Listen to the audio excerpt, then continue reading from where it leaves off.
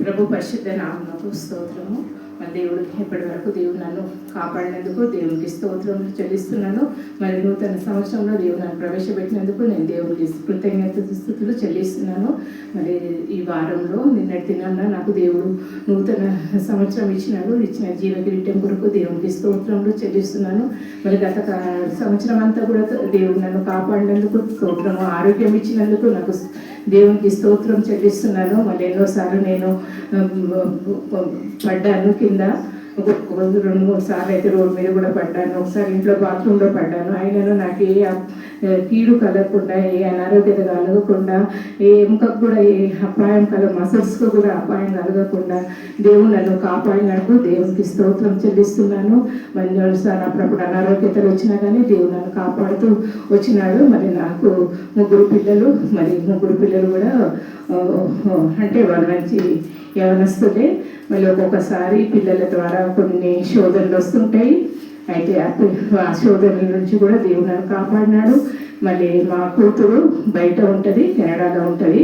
అయితే ఆమెకు చిన్న విషయంలో ఆమె నాతో మనసాయసం కలిగింది. తనకు ఏంటంటే వాళ్ళ బాబు బర్త్డే అప్పుడు నేను స్టేటస్లో అంటే కొంచెం లేట్గా పెట్టినాను. వాళ్ళ కెనడాలో ఒక దినం తర్వాత వస్తుంది. మన ఈరోజు 25th అయితే రేపు వాళ్ళకు 25th అవుతుంది.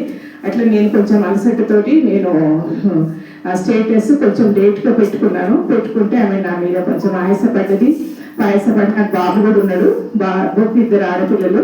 అయితే ఆ 2 ఆడపిల్లల స్టేటస్ అయితే సోనన్న అంటే అన్న ఈ పిల్లలకు స్టేటస్ అయితే పెట్టుకుంటారు.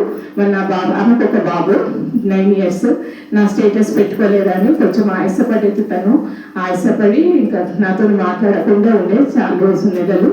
ఇంకా నేను ప్రార్థన చేసినప్పుడు నాతో సమాధాన పడాలి తండ్రి, నన్ను చాలా ప్రార్థన చేసుకున్నాను. మరి 31st నైట్ రోజున, December 31st నైట్ రోజున నేను దేవుడితో ప్రార్థన చేసుకున్నాను. ఏంటంటే దేవా, నాకు మీరు నమ్ముతున్నామని లేకపోతే లేదు, కానీ నేను దేవునితో ప్రార్థన చేసుకున్న వాక్యం తీసుకునే ముందున దేవా, నాకు నా సమాధానం నీకు ఇచ్చేదనని, నా శాంతి మీకు అనుగ్రహించేదననే వాక్యం నాకు రావాలి తండ్రి అని నేను ప్రార్థన చేసుకున్నాను. దేవుడు మరి నాకు అదే వాక్యం ఇచ్చినాడు. సేమ్ నేను ఎట్లా ఏ వాక్యం కొరకు నేను ప్రార్థన చేసుకున్నానో దేవుడు నాకు ఆ వాక్యమే ఇచ్చినాడు. దేవునికి స్తోత్రము. మళ్ళీ ఇప్పుడు కూడా నేను ఇక్కడ కార్డు తీసుకుంటే ఈ కార్డులో కూడా మళ్ళీ మీకు సమాధానం కలుగును గాక అని ఉన్నది. అంత సమాధానం గురించి ఇచ్చినాడు. మరి దేవునికి స్తోత్రం చెల్లిస్తున్నాను.